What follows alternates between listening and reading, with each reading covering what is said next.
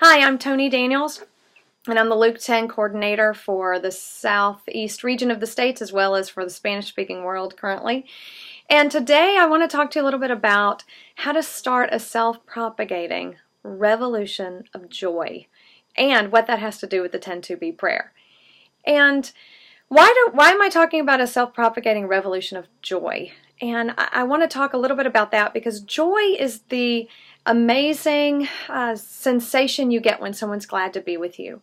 And in a community that is joy-filled, it's a community that's glad to be together no matter what. No matter if we're being persecuted, no matter if we are joyful and having a wonderful season, no matter if someone is sad or angry, we're still glad to be together. And Jesus, when he was on earth, he began this revolution of joy because ultimately God, being glad to be with us no matter what, being glad to be with us even when we were in sin, Christ died for us. It was that joy piece that brought relational restoration in every way to who we are with ourselves, with each other, and with Him and with the world around us. And so He initiated this amazing revolution of joy, and then He began to also spread it when He was on earth.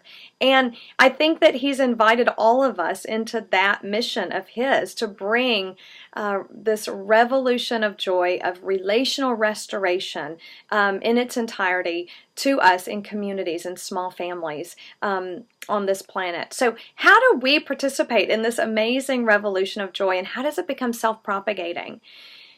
We at Luke 10 have looked at Luke 10 for that answer, and it's in Matthew 10 as well. But it's this moment where Jesus calls His disciples together, and at the time there were 72 plus the 12, and He calls them all to Himself. He gathers them. And then He says to them, "The harvest is plentiful, but the laborers are few.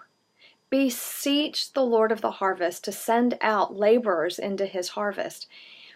And so we want to look at what Jesus did there just a little bit, because we think that in that is the way that Jesus wants to continue creating this revolution of joy onto the next generation and next generation. And what He does first is He gathers His disciples to Himself.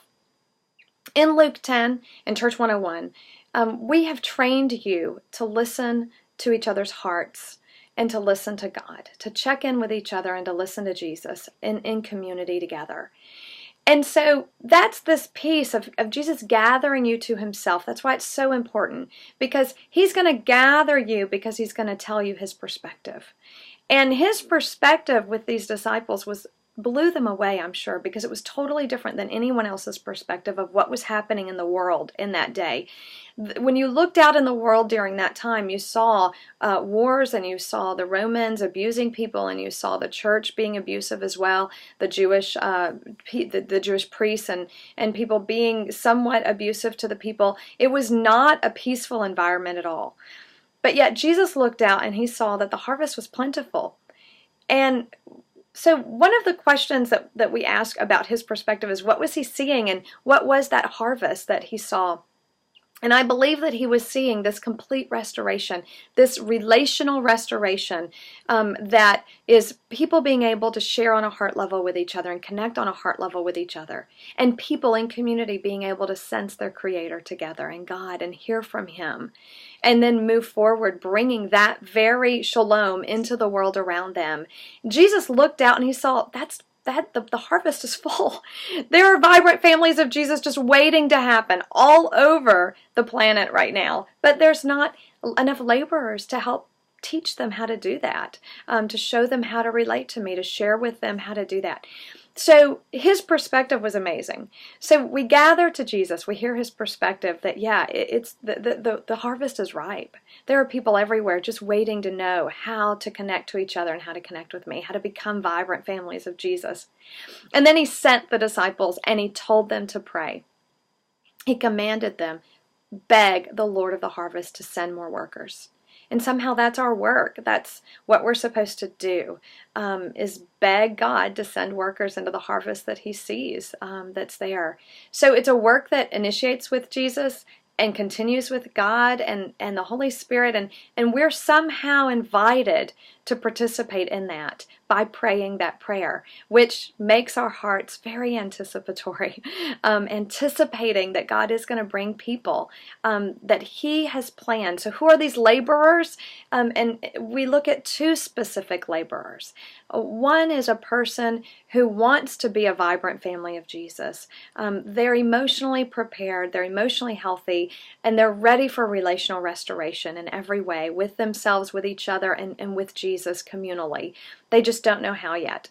And so that's all they need from us is a little training, maybe a little bit of experience together in how to do those rhythms. So that's one type of person. Another type of person that we're looking for and begging God for are people that He has already prepared to train others. People that are ready to go and initiate and nurture lots of vibrant families of Jesus. So that's the prayer, is God, please bring these laborers, people that want to be vibrant families and people that want to train vibrant families of Jesus. And we see this very reproducible.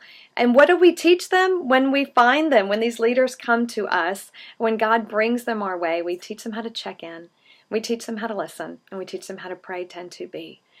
And how to join Jesus in His revolution of joy that He began over 2,000 years ago and will continue until the day He comes back. So as you're pondering on these things, I hope that the questions you ask yourself are, what perspective is Jesus giving you as a community of faith, as a vibrant family of Jesus? And where is He sending you? Besides your own family, of course. Where else? Maybe you're where you work, and maybe it's where you volunteer. Maybe it's somewhere totally different that He wants you to go. But He definitely wants you to pray that prayer and ask Him even how and with who.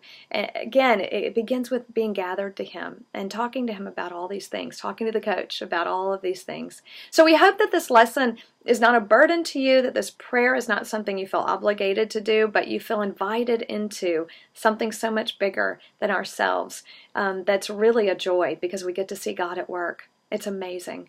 So I invite you on the journey and invite you to talk to the coach about these things and with your CO2 partner and your group. Thanks for tuning in for this lesson of Church 101. Blessings.